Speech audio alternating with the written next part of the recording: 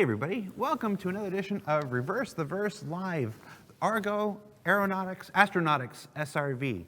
I'm your host, Jared Huckabee. Joining us today is Vehicle Pipeline Director John Crewe. John, how you doing, man? I'm good, thanks. I flew all the way to America to still do this over Teams. I know. Well, you're actually in our Texas studio right now. Yeah. Folks who watched our TV for a while will remember the famous, two-painting room there, and you also have the very cool ship models that I am still to this day not jealous of at all. These little turrets on the Hamid actually move around. They're all separate. And they're amazing. They are. I really wish they were here. I do have my Raiders of the Lost Ark Fertility idol, though. It's not as cool as those ships, though. That's unfortunate. All right, we are.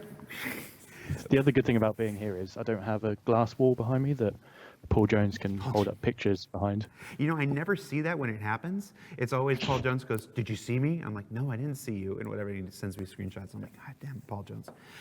We are actually in a bit of a hurry. We are jumping right to it. We're going to have a shorter show than normal this week because John Crewe has a plane to catch to go back to the UK. I literally have, here's my bag, it's packed, so as soon as done here. Yeah, normally we'd like to do the show last week, but you were actually traveling to here, so we've been dealing with some travel issues. So we didn't want to not do a show on the SRV, so we're going to get as many SRV questions in as possible. I know the thread collected some questions for Alpha 3.5. We'll get to those if we have time. If not, we will do another show dedicated to Alpha 3.5 in the coming weeks. But right now, this is our chance to get as many SRV things in as possible. So John, right off the bat, most of the SRV questions were related to the tractor beam. Related to the tractor beam. Big surprise, that's the big selling feature of the SRV. The most voted up question, I guess, directly to that was, will the tractor beam technology used on the Argo SRV be the same as the ones used for other ships, like the Cutlass, the Caterpillar? I think even they don't mention it, but the Reclaimer is supposed to have tractor beams. Are we 315P as well. It's all the, I'm going to hit these ships. They're all the same mechanics at the end of the day. What's different is the quantities and the power that they have. So the SRV is built around, it's the only ship in the game at the moment that its sole purpose is to use that tractor beam stuff. So all its items are built to powering. Tractor beam technology is a very power intensive thing because and I know there's going to be lots of questions about griefing and how it all works, but it's a lot of power to do this mechanic. So those other ships that have tractor beams, if we ignore the Reclaimer for now, those are sort of like, it's like another facet of the ship. It can do tractor beam. They're very small tractor beams. They can only maneuver small little things. They might be just on a single gimbal that can have a small limited range of movement, just to get for the Cutlass 315P. They're there for moving crates around and maybe stabilizing something that's slightly spinning. The Reclaimer's there to move big chunks of ship towards the claw to chomp it up. This is there to pick up entire ships and move them. So it's the same underlying technology, just applied differently and in different scales. Gotcha. Let's talk a little bit about what the SRV can grab. Now, I know until the actual gameplay systems come online, we're probably not going to be able to answer definitively, like 100%, yes, you can grab this, no, you can't grab this, no, this is too heavy. But we can talk about some intentions, so some early intentions here. What kinds of things are we thinking a single Argo can carry? So, well, the basic sort of restrictions at this stage that we're applying to things are, it has to be something that's physicalized in the world. So you're not going to be able to get 1,000 SRVs to Arc Core and move a building off the planet. It's got to be physicalized, so that's vehicles, ground vehicles, spaceships, cargo crates, maybe players. And then it comes to the other sort of restriction we're looking at here, in that it has to be willing to be moved. And by willing, I don't mean, are you fine to move me? Yes, then move me. It's more, it has to be immobilized in some fashion, whether that's intentionally immobilized or accidentally immobilized, like it's lost its thrusters and the amount of movement it's doing is within a certain parameter. Again, tractor beams require lots of power. To stabilize something spinning through space that's like that, you're going to need lots of power to do that. So those sort of things can be very hard, whereas if that ship is gently tilting around, or it's a cargo crate tilting around, that's a lot easier for it to do. In terms of vehicles, we've said sort of Cutlass is, in our minds, that's one-to-one. The Cutlass is where it can confidently do that in space and in atmosphere with gravity. Obviously, there's a million variables there. If the Cutlass is laden with 40, however many SEU it is, of just the densest material known to mankind, that's going to be a harder job than, because the mass will affect it. Right. If we're in a planet or a moon that has 10 times gravity, that's going to affect it. But all things being equal, one SRV to sort of one Cutlass. So it can pull something that's bigger than it, but not humongously bigger. It's got a medium power plant, I believe. It's got some medium items in there because, like I said, it's all about the power. It's got big engines, like a tugboat of the modern world. It's a chassis with big engines attached to it to deal with that. The upper end for one ship, I would say, would be a Constellation, but that's probably going to be a hard job to do in atmosphere. In space, easier, no gravity, no friction. Right. But in atmosphere, it's going to be hard. And then obviously you can chain more ships together to do bigger things. Gotcha. So we are planning on having atmosphere affect the capabilities of towing. A tractor beam doesn't just suddenly negate the effects of gravity. No, it doesn't negate the effects of gravity. It's a weird thing. So one of Chris's big things is everything is in the world, in the universe, is physicalized. It has real world parameters. So whilst tractor beams do mitigate that to an extent, it doesn't make your ship suddenly become weightless. You're still having to do stuff in atmosphere with your own ship, and you're just sort of connecting yourself to the other ship. Okay. Now you mentioned the ship has to be willing. Let's go into that a little bit more. And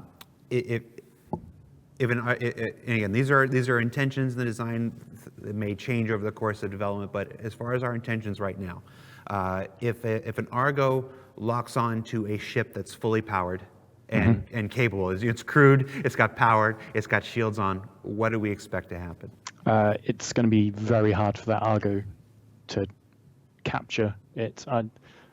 When we were coming up with this ship, we're very aware of the trolling potential. The trolling potential of it. It's got a huge amount, and how we want to not make that impossible, but make it very hard to achieve against people that don't want that to happen.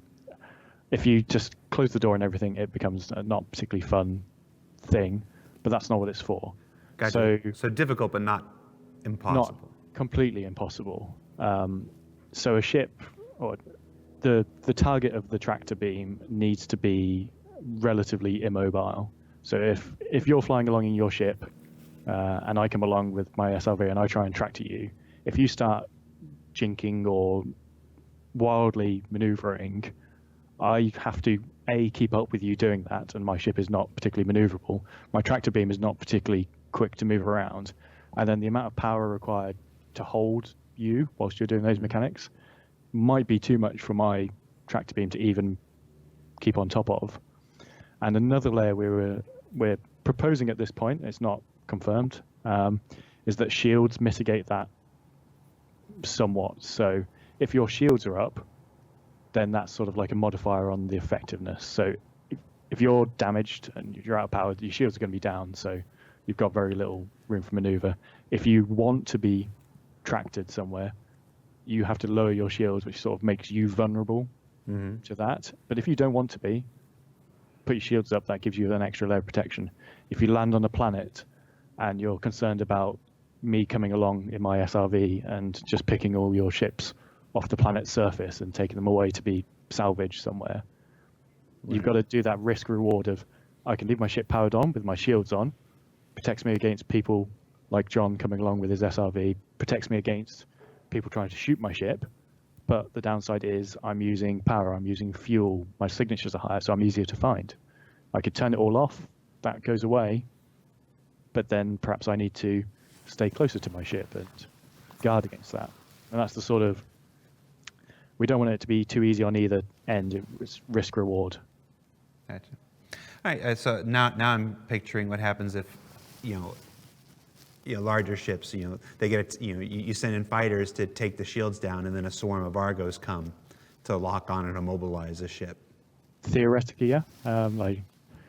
Because it's all physicalized, there would be, I'm not going to say it's going to be easy to do, but if you had a wave of attack ships to take down a capital ship's shields, theoretically, yes, those Argos could try and move it somewhere, bearing in mind, again, power, mass. That ship's not going to have its shields down forever, and as soon as those shields come up, that's going to be a problem. And also, that ship is probably not going to be not shooting at all those people doing that. One of the big features for all of our ships is component customization and upgradability. A lot of the questions in the live chat, people are asking if we can upgrade the tractor beam. Can we improve the components on an SRV to make the tractor beam more compelling, more powerful? So the tractor beam stuff is like the prospector's mining. It's sort of this utility item class. And whilst we don't have any plans right now to go, well, we haven't got 10 more different SRV tractor beams in the pipeline, that is an open-ended thing that we would allow if we, perhaps there might be a ship type in the future that is particularly resistant to tractor beams and requires a specific tractor beam upgrade to it, then yes, it's the same for the prospector. That's just one of its mining heads that it could have. It's great for doing asteroid mining. It's probably not very good for doing liquid or gas mining. Right. So it'd be able to do it, but not to its full potential. So if you were in an area of space that perhaps had no solid asteroids to mine, they all had liquid or gas cores, you would swap out your prospector's mining beam system for a one that's tailored towards liquid and gas. Right. From the chat and from the thread, can the SRV tow a tank? Yes, it should be able to. And can it tow it behind itself and basically make the tank into a spacefaring vehicle? There would be nothing to stop that happening. Again, the tank, I believe it does have shield items on it, so they would have to be down.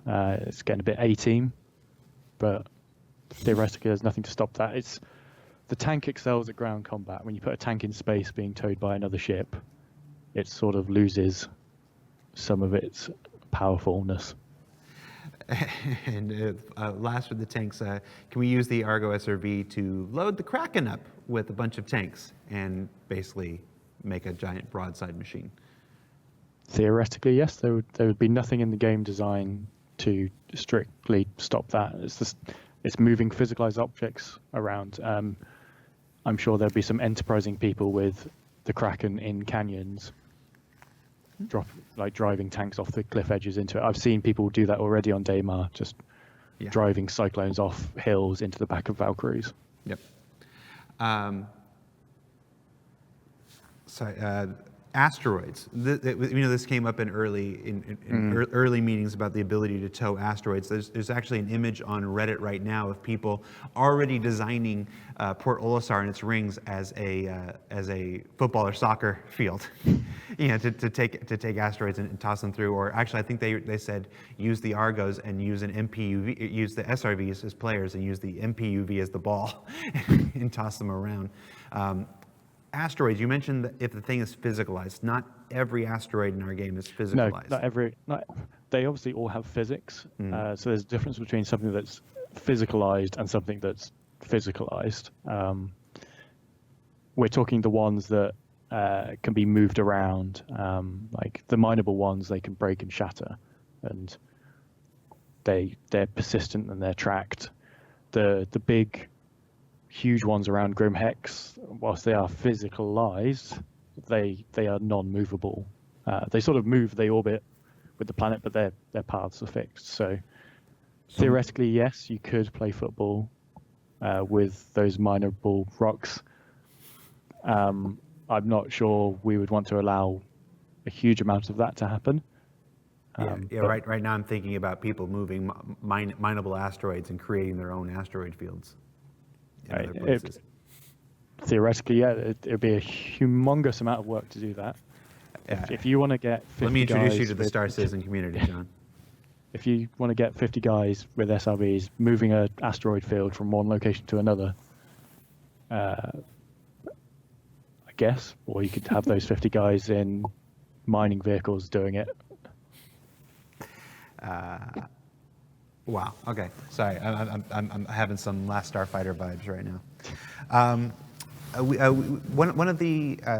One of the concept art images implied that the Argo SRV can tow ships through quantum travel. Can we confirm that? Yes, it can. It was one of the original design goals was to allow it to tow a stranded vehicle from quantum, because it's all very well you calling for help from the United Wayfarers Club or whatever the in-game name is. Mm-hmm. If they come to you and go, I'm going to track you now, but it's now going to be 15 years for you to get back to Port Olisar. Great. So it was one of the other things was allowing it to quantum travel. In terms of going through jump points, we're still sort of nibbling around at the sort of fringe case ideas of jump point travel, because whilst we had a lot of locked ideas, this was never part of the original design plans for that. So I don't have an answer for the jump travel side of it. All right. And we know that one of the key features of the Argo SRV. One of the Argo SRV is the ability for multiple to combine their efforts and tow larger ships. Mm-hmm. In that situation, can you still take a larger ship through quantum? Yes. I mean, once it's in space, you require less effort to do it. But yeah, multiple ships would be able to do that. The multiple ships thing is, I think we've all seen reclaimers on moons upside down, like turtles. Multiple ships are really for those scenarios where you need a little fleet of SRVs to come and put you up the right way so you can go back on your travels. Like, we don't see a huge amount. I'm sure people will, but it's more just one-to-one. Is the tractor beam strong enough to pull a ship, deadlift it off the ground and take it into space? Depends on the ship. Like we talked about earlier, the sort of cutlass-sized is where we're aiming for one SRV. Anything beneath that, and above that within reason, depending on the mass. Okay. So it's mass-based rather than volume or tied to ships. Right. To that end, we introduced the Pioneer and Player mm-hmm. outposts before. As we can use the Pioneer to place player outposts, is the SRV an option for moving player outposts once they've been placed? It's not something we want it to do at this point. The Pioneer it fabricates them inside the ship and then drills them into the surface for stability. So the Pioneer can do the reverse. It can land back over them and move them around, but you cannot tractor beam them in the current design. Okay. Thank you, live chat. What happens when two SRVs try to pull at each other? It's probably not a lot. Again, depends on what those two ships are doing. If one is stationary and the other is moving around a lot, that one is it's having to use its power to move around, and the other one is having to use more power to try and tractor onto it. So it's I don't know is the answer for that, but I imagine the community will tell us when the time comes. I'm trying to, I think they're picturing two SRVs, shields down, locking tractor beams on each other, and going in opposite ways. Then it becomes a question of power management, throttle management, and stuff like that. It's like tying two people together with a bungee cord that are the same. Like, it depends on what you physically do. The bungee cord becomes irrelevant at that point. Which then leads me to another question. Can the tractor beam cause damage to a ship? It's not something we'd really considered in terms of the design for it, as in terms of using it as a offensive weapon. I'm thinking like draw and quarter a ship, basically. You know, take a cutlass and 4 SRVs, I'll grab it in 4 cardinal directions and pull in opposite directions. I don't think so. That's not something we want to go down. It can cause damage through negligent behavior. So if you're trying to right a ship that's upside down and you don't manage that twisting and turning like you see. In fact, I was in the hotel last night watching some documentary about truckers in the Arctic righting big 18-wheelers that had gone off the road, and the amount of tow trucks they were having to do in very specific places to pull it over, and they didn't quite do it right, and it rocked it over and then rocked it back the other way and then damaged it more. And we mentioned the ship has to be willing. You know, shields might be a thing that we utilize to stop that. A lot of I've seen this question all week, and it's come up in the chat. What happens when you park and lock your ship on the surface of a moon and then take off in your Dragonfly, and you've left your ship parked there? What happens when Argo comes and tries to pick it up? It's technically not powered on. It doesn't have its shields up. If you parking and locking your ship is completely independent of the power state of the ship. Mm-hmm. You can land your ship and get out your seat and lock it, and the ship can still be on. Okay, so leave your shields going. Yeah, if you want to turn everything off, lock your ship, and go in your Dragonfly somewhere, then yes, it would be at risk. But if you want to leave the shields on, then that mitigates that risk somewhat. So the habit that we see in gameplay streams quite often of people landing and then turning off the ship, when Argos come around, maybe a change in behaviors. I'd recommend just turning your engines off. Let's see. I would always recommend that anyway. If you're prepared to pay the price for wear and degradation on your items, that turning your engines off will settle you nicely. But it leaves all your shields. If you're halfway to the back of your Freelancer and someone starts shooting at you, you've got time to get back to your seat and do stuff with your shields up. We know ships like the Aurora have, the giant Maxall, storage boxes, and bigger ships like the Hull C, Hull D, Hull E will have much larger cargo containers. Can the Argo be used to move those containers around? Yep, absolutely. They're going to be physicalized items in the world. Just how you see the MPUV moving cargo boxes around, ships with tractor beams will be able to do that. Obviously, the size of the cargo crate and the size of the tractor beam dictate limits. Mm-hmm. But yeah, you could have the SRV unloading big chunks of a Hull E or a Hull D, no problem. Yeah. So the SRV and MPUV we'll probably see them quite often actually in cargo operations when it comes time to unload a Hull E or something in that regard. It's the same with any sort of tractor beam enabled ship. It can do that role. Some are just better suited to it than others. That's a good time to mention that the name of the ship is the SRV. There's been some question about what the SRV stands for. I know during our ATV interview, you referenced it as a search and rescue vehicle.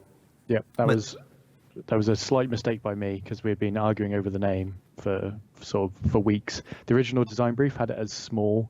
When I came around to filming it, we'd sort of adjusted that to search.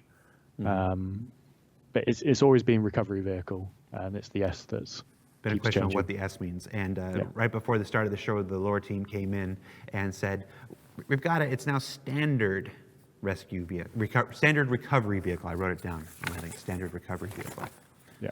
So it was small recovery vehicle. Then during ATV, it was search and rescue vehicle, and now officially from the people who name things, standard recovery vehicle. So you can add that in there. Do we know what MPUV stands for? It's the multi-purpose utility vehicle. All right. Yeah. Right.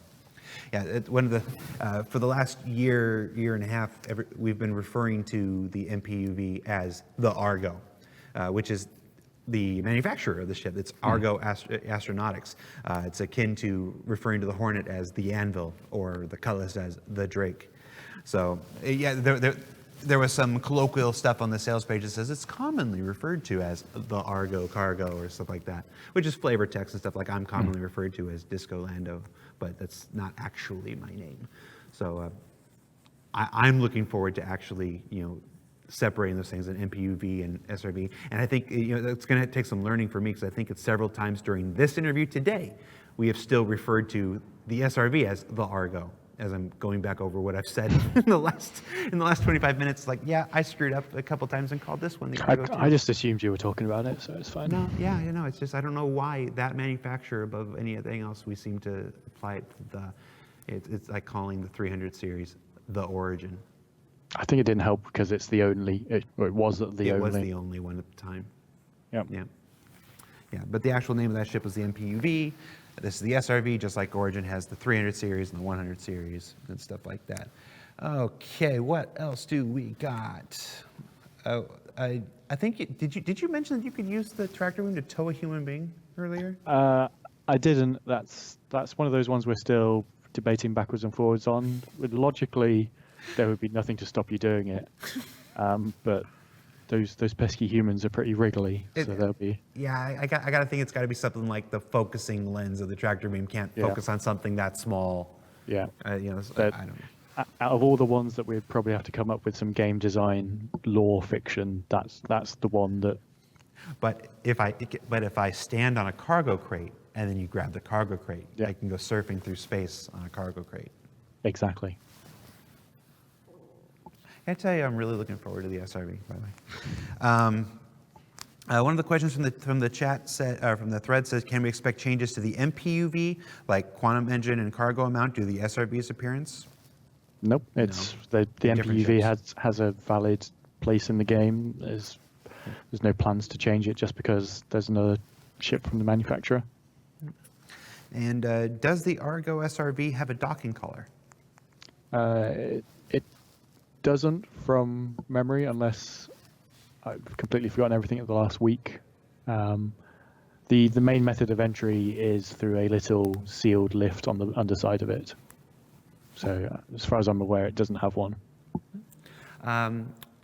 Could we use an SRV to help an overladen cargo ship escape orbit? Absolutely. That was one of the use cases that we had when we were coming up with this ship, was what are all these scenarios in the game that people are struggling with? And it was ships running out of fuel on the surface of planets and having no way to get back anywhere. Reclaimers upside down and other big ships, and things like the Starfarer and Reclaimer struggling to get out of atmosphere because whilst they do have VTOL thrusters to some extent, it's a lot of mass and a dense, heavy atmosphere to get out of. And ships like this, that's great. A question from everybody that's ever watched an episode of Star Trek: The Next Generation. Can we reverse the tractor beam to make it into a repulsor? I wouldn't say a repulsor, but we plan on allowing it to do sort of push-pull.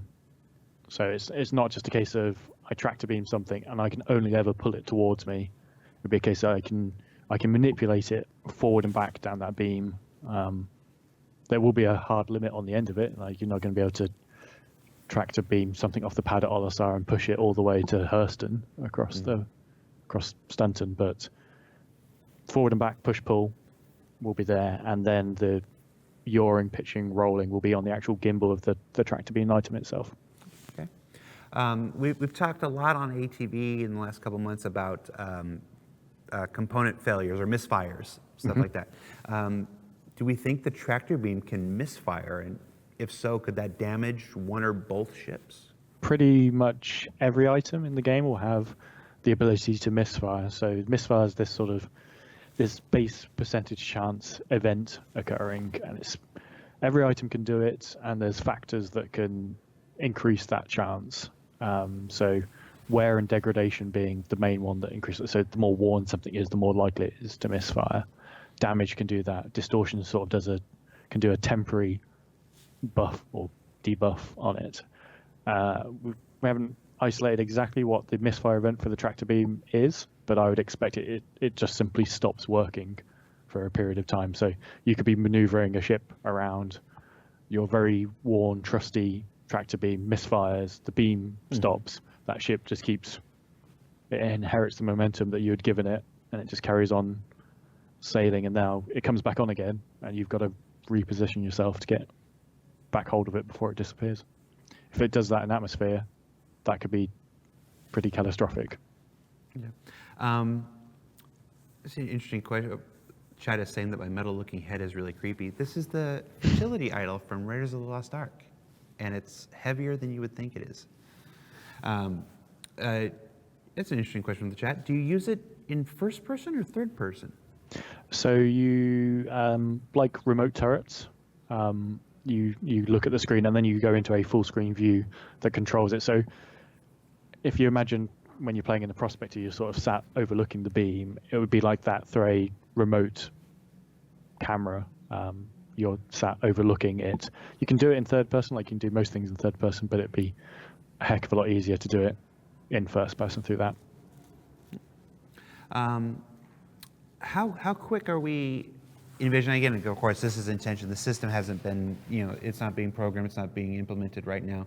But intention-wise, how quick do we think the process of hooking up is? Like you get on site and you've got a ship. Are we thinking you just hit a button poof, and you go and you can go? Are we thinking there's going to be like a delayed time to kind of lock on and make sure it attaches and equalizes mass? Something? It's not going to be an instant thing. Like I keep referring back to Prospector because it's sort of very similar in terms of how you'll be interacting with things, and that you'll be able to rock up and you flick to tractor beam mode and you fire out your tractor beam, and that part of it will be instant. There's going to be a period where it has to settle, and you might have to do some configuration to balance everything properly before you can start doing everything.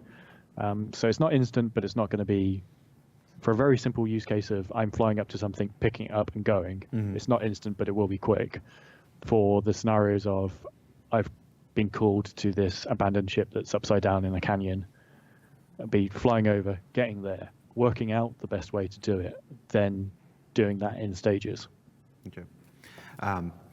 Chat had a better answer for how does the Orion start hooking up.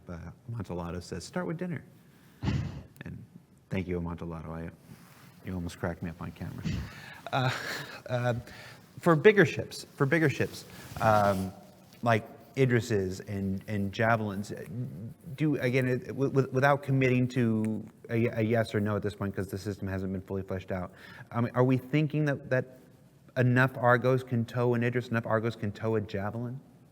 With as many caveats as I can put before this as humanly possible, I don't see a reason why they couldn't.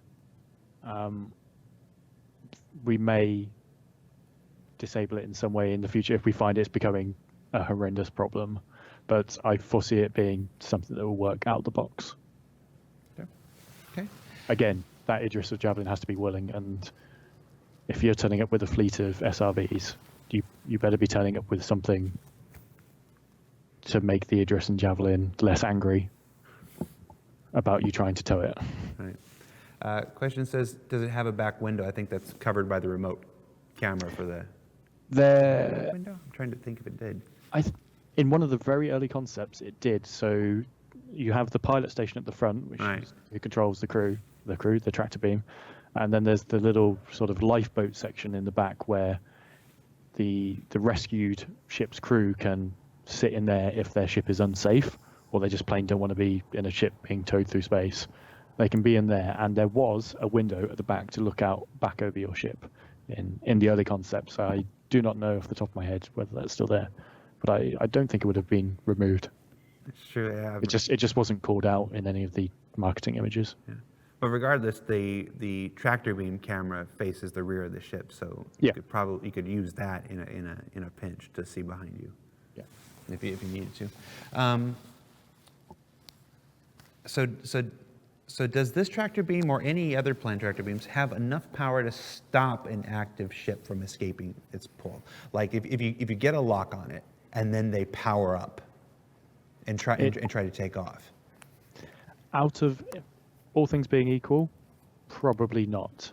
But for instance, if this came and tractor beamed a Dragonfly or an X1 or a Nox, that's going to be significantly harder for that to get away. And likewise, if we had a super uber capital ship with tractor beam technology and try to do it to a smaller ship, it makes it much harder to do. But on an equal footing, it's not an instant win, but it requires effort from both sides to succeed. Okay. I know you've got to get to your plane. We're almost out of time here. I'm going to try to squeeze in a couple more, if that's okay, John. Mm-hmm. Can the SRV tow multiple small objects that they're clustered together? Like, can we load a bunch of the smaller, like handheld boxes together to form a large object, and then grab them as a group? That's certainly how I want to do it. The focus of the tractor beam is sort of this. It's not a specific point. It's a sort of sphere of influence that drills. So if you get the things close together, then yes. But again, as we come to implement it, there may be some unforeseen technical reasons why it has to be a very specific point. Can the tractor beam get stronger the more it lifts? Can we get tractor beam gains? I don't know if it even lifts. So I didn't mean to waste a question, but you guys are, every once in a while, you guys are very entertaining to me. What are our thoughts about an EMP deactivating tractor beams? EMPs deactivate everything that's around it, so that would systemically happen. And again, that would be a great way to knock down a less willing target's shields for a period of time for you to come and tractor beam them if you're that way inclined. All right. Let's see. I think that's a. I'm not seeing. We've still got some 3.5 questions. I think what we're going to do, because we are just about out of time, guys. In maybe 2 weeks, 2 or 3 weeks, I'm not going to promise an exact time because schedules and availabilities. We're going to have John back on the show, and we're going to do a show all about the ships at 3.5. We had a number of questions come in about the 300 series and the Banu Defender and the Reliance and whatnot. I can tell you right off the bat, look for some more information about the Reliant in the next week or two on ATV. We've got a segment that's already been shot about that with Elwin and Hosmer, so a bunch of your Reliant questions are going to get answered there. We do have a feature on the 300 series coming up too, so a lot of your questions about the 300 series will be answered there. So like all things, we have multiple information streams. And as far as additional SRV questions, remember that there is your standard Q&A post that comes out for every ship for the last 3 years, I think. That's still in process. You can see the thread up on Spectrum and submit your questions there, vote on which ones you want to see answered most, and that's being put together by John and his team, and that should be posted by the community management team in the next soon. I don't have a date on that actually because I'm not involved in that anymore. John, that's it, man. That's all we got time for. Cool. Thank you so much for being in Austin and traveling, and I know you're there for your syncs with the ship team and for taking you don't get to do that very often, and I appreciate you taking even 40 minutes out of your day out of your trip to do this for us here. That's fine. Like you say, I'll try and be back before 3.5 to talk ships. Yeah, we'll get that going. All right, John, thank you so much. Guys, remember, the Argo SRV post is still coming. You can still submit questions and have them voted up. Yeah, that's all I got for this week. We'll see you next week, everybody. Take care. Bye.